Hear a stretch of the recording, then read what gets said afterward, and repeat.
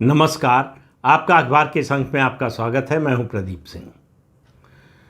मनुज बली नहीं होत है, समय होत बलवान। भीलन लूटी गोपियां, वही अर्जुन वही बाण। तो मनुष्य अपने को चाहे जितना बलशाली समझ ले, दरअसल सबसे बलशाली, सबसे शक्तिशाली समय होता है। और समय आदमी को समय समय पर सबक सिखाता रहता है।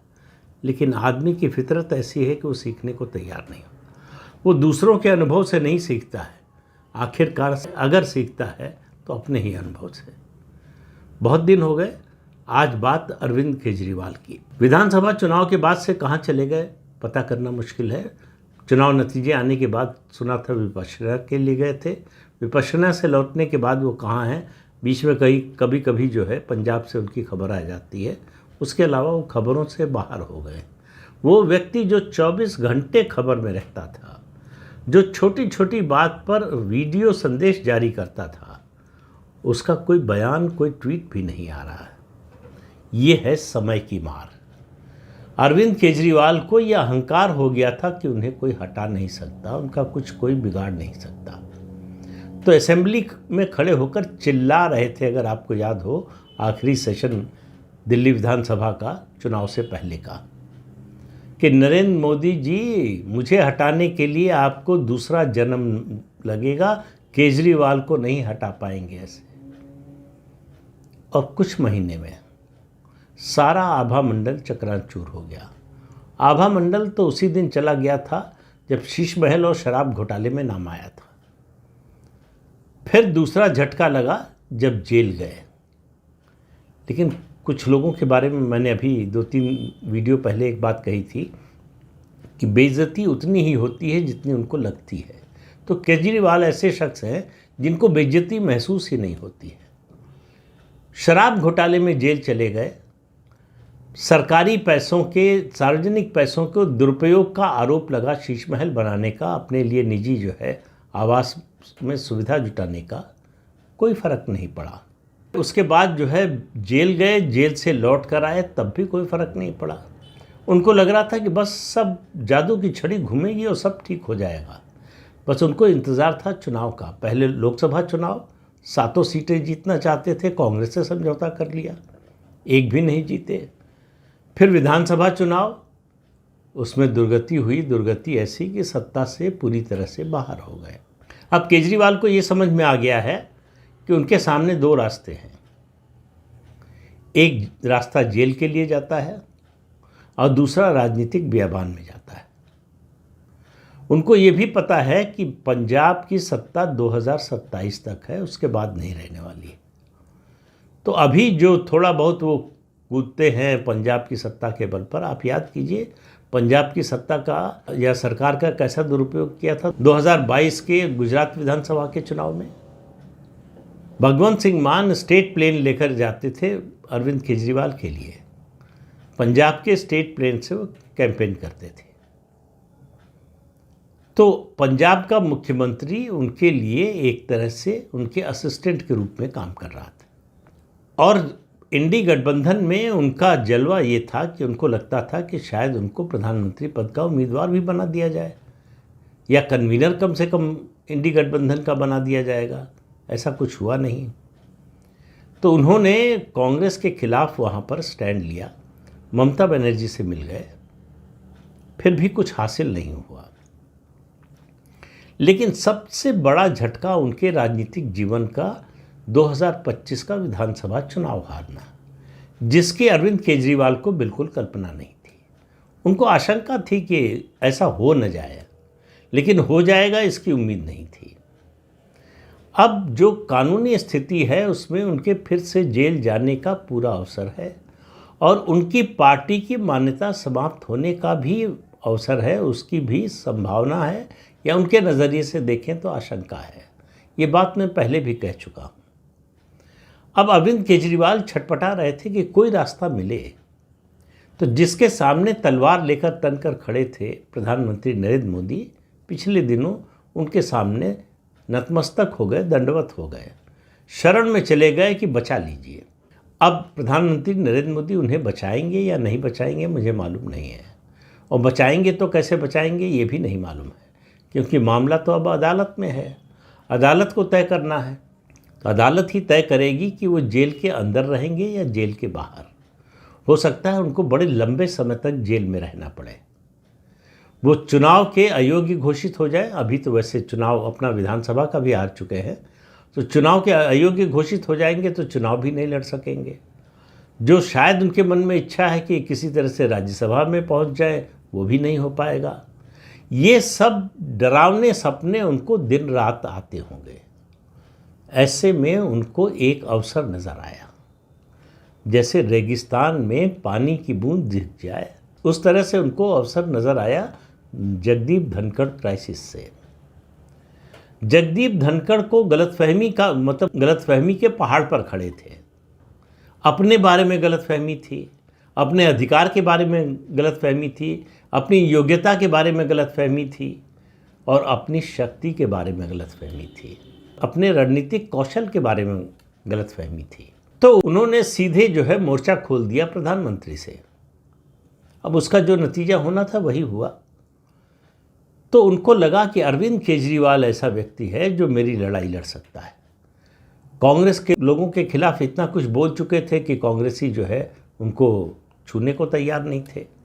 उनका फ़ायदा ज़रूर उठाने को तैयार थे कि उससे अगर सत्तारूढ़ दल को, प्रधानमंत्री को एम्बेरस किया जा सके तो उसके लिए उनका इस्तेमाल करने को तैयार थे, उससे ज़्यादा नहीं। जब से इस्तीफ़ा हुआ है जगदीप धनखड़ का, कोई कांग्रेसी उनसे मिलने नहीं गया है।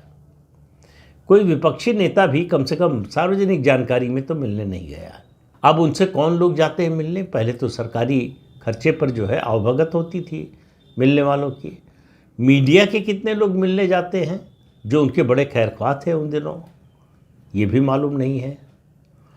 तो अवसर ये नज़र आया अरविंद केजरीवाल को कि जगदीप धनखड़ ने उनको बुलवा लिया। अब गलतफहमी के अहंकार के पहाड़ पर खड़े दो व्यक्तियों का मिलन था ये। धनखड़ को लगा कि हम और केजरीवाल मिल जाएं तो तूफान ला सकते हैं। तो उन्होंने केजरीवाल के सामने प्रस्ताव रखा कि भाई कुछ करते क्यों नहीं। केजरीवाल को इतने थपेड़े खाने के बाद थोड़ी बात समझ में आने लगी थी। उन्होंने कहा कि मैं कुछ करने की हालत में नहीं है, मेरे पास कोई संख्या नहीं है। तो मैंने पिछले वीडियो में आपको बताया था कि किस तरह से उन्होंने सुझाव दिया कि आप चंद्रबाबू नायडू से बात कीजिए। अब चंद्रबाबू नायडू खाली तो बैठे नहीं हैं कि कोई आएगा और उससे मिल लेंगे, और जगदीप धनखड़ से उनकी कोई दोस्ती भी नहीं है कि जगदीप धनखड़ फ़ोन कर देंगे उनको और कि फलां को भेज रहे मिल लीजिए और मिल लेंगे। चंद्रबाबू नायडू मजे हुए पॉलिटिशियन हैं, 3 बार के मुख्यमंत्री हैं। उनको मालूम है कि कहाँ किसके साथ और कब रहने में फ़ायदा है। एक बार 2018 में गलती कर चुके हैं, दोबारा वो गलती करने के बारे में सोचेंगे भी नहीं, क्योंकि अब उनके पास समय नहीं है। उनको 2 काम करने हैं, एक अपनी राजनीतिक विरासत तैयार करनी है, दूसरे अपने बेटे को आंध्र प्रदेश की राजनीति में पूरी तरह से स्थापित करना है।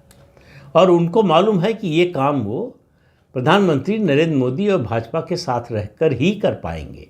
तो अरविंद केजरीवाल समझ गए कि ये सब जो है खेल खेल रहे हैं, हमारा इस्तेमाल कर रहे हैं धनखड़, और उन्होंने इस्तेमाल होने की बजाय धनखड़ का इस्तेमाल कर लिया। धनखड़ ने ये जो बात कही वो अरविंद केजरीवाल ने भाजपा को बता दी। उसके बाद ही सारा जो है घटनाक्रम तेजी से घूमा और धनखड़ का इस्तीफ़ा हो गया। ये सब आपको पता है, उसके बारे में फिर से बताने की ज़रूरत नहीं है। सवाल ये है कि इसके बदले में आश्वासन क्या लिया अरविंद केजरीवाल ने, इसके बारे में कुछ पता नहीं है, क्योंकि अरविंद केजरीवाल ऐसे ही किसी की मदद के लिए नहीं जा सकते। उन्होंने एक संकट के समय में भाजपा की और भाजपा के हाईकमान की मदद की है। वो सूचना देने में अगर वो 24 से 48 घंटे की देरी करते तो भी हो सकता था धनखड़ जो है चंद्रबाबू नायडू से नहीं लेकिन दूसरे तरीक़ों से कुछ न कुछ नुकसान पहुंचा सकते थे सरकार को, या पहुंचाने की कोशिश कर सकते थे और ज़्यादा। अरविंद केजरीवाल की इस सूचना से सरकार चौकन्नी हो गई कि उसे तुरंत और बिल्कुल वॉर फुटिंग पर एक्शन लेना है, और ले लिया। और ये परमार्थ के लिए तो उन्होंने काम किया नहीं, उनको देश की चिंता हो ऐसा तो है नहीं, या प्रधानमंत्री की और भाजपा की सरकार की चिंता हो ऐसा भी नहीं है। तो कुछ तो उसमें उनका स्वार्थ है, और उनका स्वार्थ तो इस समय एक ही है कि कोई लौटा दे मेरे बीते हुए दिन। तो बीते हुए दिन तो नहीं लौटने वाले हैं, लेकिन जेल जाने से बचा सके कोई, इस समय वो व्यक्ति भगवान से बड़ा है अरविंद केजरीवाल के लिए। तो जेल से बचने का एक ही तरीका है कि सरकार के सामने सरेंडर कर दो। तरीका है ये कहना शायद ठीक नहीं होगा, एक संभावना, एक गुंजाइश बन सकती है। तो सरकार कैसे बचाएगी? मामला मैंने जैसा पहले कहा अदालत में है। सरकार के हाथ में सिर्फ इतना है कि इसको डिले कर सकती है, जांच एजेंसियों के जरिए इस मामले को थोड़ा लटका सकती है। तो अरविंद केजरीवाल के जेल जाने का समय थोड़ा टल सकता है। तो उम्मीद पर दुनिया कायम है। केजरीवाल को लग रहा होगा कि टल भी जाए तो भी जो है शायद फिर कोई चमत्कार हो जाए, कोई रास्ता निकल आए। तो इस उम्मीद में वो बैठे हैं, लेकिन उनकी बात क्या हुई ये किसी को मालूम नहीं है। लेकिन इतना तय है कि अरविंद केजरीवाल उसके बाद से थोड़ा उनके तनाव में कमी आई है। अब इसका पता तो कभी चलेगा नहीं कि बातचीत क्या हुई, जब तक दोनों पक्षों में से कोई एक बताए नहीं। लेकिन इसका इशारा, इसका संकेत मिल जाएगा। अगर अरविंद केजरीवाल के खिलाफ जो भ्रष्टाचार के मुकदमे चल रहे हैं उसमें सरकार की ओर से हीला हवाली या देरी होती है, या इन्वेस्टिगेटिंग एजेंसी जो है उसका रवैया थोड़ा सा बदलता है, या उसका रवैया ऐसा होता है कि मुकदमे में देरी हो, उसमें डिले हो, तो आप समझिए कि कुछ तो आश्वासन मिला है। लेकिन ऐसा हो ये ज़रूरी नहीं है। नरेंद्र मोदी इस तरह की सौदेबाजी करते नहीं हैं। लेकिन एक दूसरा पक्ष भी है उनका कि वो एहसान भूलते नहीं हैं। तो सौदेबाजी की होगी इसकी मुझे उम्मीद नहीं है, लेकिन अरविंद केजरीवाल के इस एहसान का बदला वो कैसे चुकाएंगे ये पता नहीं है। क्योंकि बीजेपी को दिल्ली में तो अरविंद केजरीवाल से कोई खतरा नहीं है। जिस तरह की व्यवस्था बीजेपी कर रही है दिल्ली में, दिल्ली की पूरी डेमोग्राफी जिस तरह से बदल रही है और पार्टी और सरकार जिस तरह से काम कर रही है, आप मान कर चलिए अगले कई दशक तक अरविंद केजरीवाल के दिल्ली की सत्ता में लौटने की कोई संभावना दिखाई नहीं दे रही। तो अरविंद केजरीवाल के लिए तो अब ये भी विकल्प नहीं है कि सत्ता में लौटना है। उनके सामने सिर्फ एक समस्या है कि किसी तरह फिर से जेल से जाने से बचें। तो अगर सरकार की ओर से उनको बचाने की कोशिश होती है तो इसका असर सरकार की छवि पर पड़ेगा। अरविंद केजरीवाल की कोई छवि बची नहीं है, उनकी कोई इज्जत बची नहीं है कि उनकी इज्जत पर खतरा आ जाएगा। इसलिए आने वाले दिनों में कुछ समय जो है, जैसे मामला अदालत में लगता है, तारीख लगती है, उसके बाद जांच एजेंसियां किस तरह से अप्रोच करती हैं कोर्ट को, कितनी जल्दी दिखाती हैं, कितनी अर्जेंसी दिखाती हैं, इन सब से एक संकेत मात्र मिलेगा। वो भी इत्तेफाक हो सकता है, ज़रूरी नहीं है कि वो देर करने के लिए ऐसा कर रहे हो सकता है कोई प्रोसीजरल जो है दिक्कत हो, कोई और दिक्कत हो जिसके चलते देरी हो, लेकिन उसका अर्थ ये निकाला जा सकता है। लेकिन इसमें बहुत लंबा समय नहीं लगने वाला है। 4 महीने, 6 महीने, ज़्यादा से ज़्यादा मुझे लगता है साल भर में ये स्पष्ट हो जाएगा क्या प्रधानमंत्री नरेंद्र मोदी ने अरविंद केजरीवाल को अभयदान दे दिया है। हालांकि अभयदान का मतलब ये नहीं है कि उन जेल जाने से बच जाएंगे। क्या उनकी पार्टी बच जाएगी? और जेल जाएंगे तो ये भी कई बार होता है कि जमानत का विरोध नहीं करती जांच एजेंसी, इसमें भी दिखाई दे सकता है कि क्या हुआ है। लेकिन इतना आप तय मान कर चलिए कि अरविंद केजरीवाल छटपटा रहे हैं किसी तरह से जेल से जाने से बचने के लिए, और इसके लिए वो प्रधानमंत्री नरेंद्र मोदी के सामने साष्टांग दंडवत करने को तैयार है और कर भी चुके हैं। अब इसका उनको कोई फल मिलेगा नहीं मिलेगा, कितना मिलेगा, कब तक मिलेगा, कुछ पता नहीं है। लेकिन वो अरविंद केजरीवाल जिनको आपने 2012 में देखा था और शराब घोटाले का आरोप लगने से पहले देखा था, और यहाँ तक कि जेल से लौटने के बाद भी देखा था। वो अरविंद केजरीवाल अब भारत की राजनीति में नहीं है। अभी जो बचे हैं अरविंद केजरीवाल, वो दूसरों की दया पर निर्भर है। उनका वो तेज, उनका वो आभा मंडल, उनका वो अहंकार, वो सब तिरोहित हो चुका है। इसलिए अरविंद केजरीवाल अब जो है दयनीय हो चुके हैं। इसलिए किसी को चिंता भी नहीं है उनकी, इसलिए कोई उन पर हमला भी नहीं कर रहा है। हमले से मेरा मतलब राजनीतिक हमला। उनके खिलाफ कोई बयान भी नहीं दे रहा है। किसी राजनेता के लिए इससे बुरी स्थिति नहीं होती जब वो चर्चा से बाहर हो जाए, जब वो खबरों से बाहर हो जाए, जब लोग उसके बारे में बात करना बंद कर दें। और अरविंद केजरीवाल के साथ यही हो रहा है। जब तक सत्ता में थे तब तक जनता का पैसा था, उसके जरिए खबर में बने रहते थे। अखबारों को, मीडिया हाउसेस को धमकी देकर खबर में बने रहते थे। अब वो सब अधिकार चले गए तो असलियत सामने आ गई है। और ये असलियत अरविंद केजरीवाल को चैन से जीने नहीं देगी। उनकी मुश्किलें आने वाले दिनों में और ज़्यादा बढ़ने वाली है, उनकी बेचैनी और ज़्यादा बढ़ने वाली है। तो इस अंक में इतना ही।